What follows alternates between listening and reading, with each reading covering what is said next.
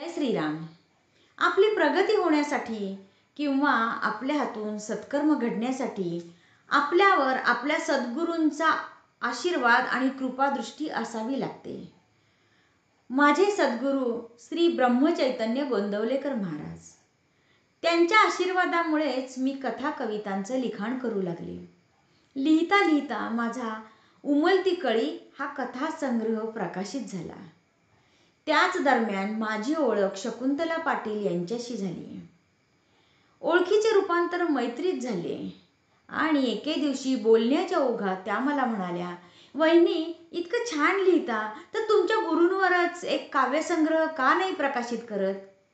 आणि खरोखर माझ्या गुरूंनी त्यांच्याकरवीच मला प्रेरणा दिली असं समजून मी गजानन महाराजांच्या गजानन विजय ग्रंथातील 21 अध्यायावर 21 कविता लिहिल्या आणि त्यांचा श्रद्धा हा काव्यसंग्रह मी प्रकाशित केला.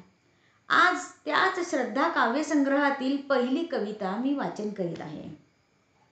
यातनांनी त्रासले जन त्यांचा करण्या उद्धार, गजानन माऊली अवतरली भूवर.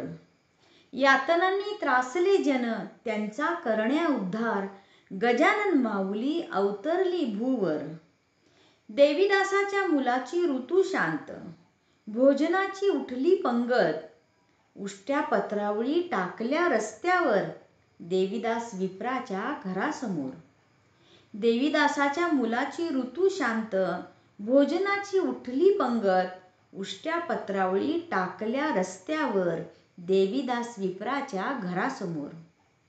मूर्ती दिगंबर चिलीम हातात, तेजस्वी चेहरा मुद्रा शांत, अन्न हे परब्रह्म दाखवीत, उष्टी शीते उचलून खात.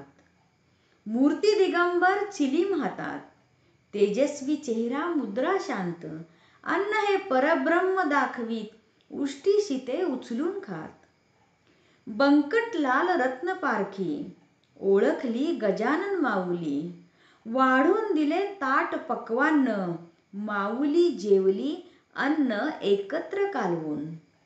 बंकटलाल रत्नपारखी, ओळखली गजानन माऊली, वाढून दिले ताट पक्वान्न, माऊली जेवली अन्न एकत्र कालवून. गढूळ निर्मळ सुवास कुवास, हे आम्ही नाही मानत, सांगत लीला ईश्वराची, माऊली निघाली वायूच्या गतिप्रत. गढूळ निर्मळ सुवास कुवास, हे आम्ही नाही मानत, सांगत लीला ईश्वराची, माऊली निघाली वायूच्या गतिप्रत.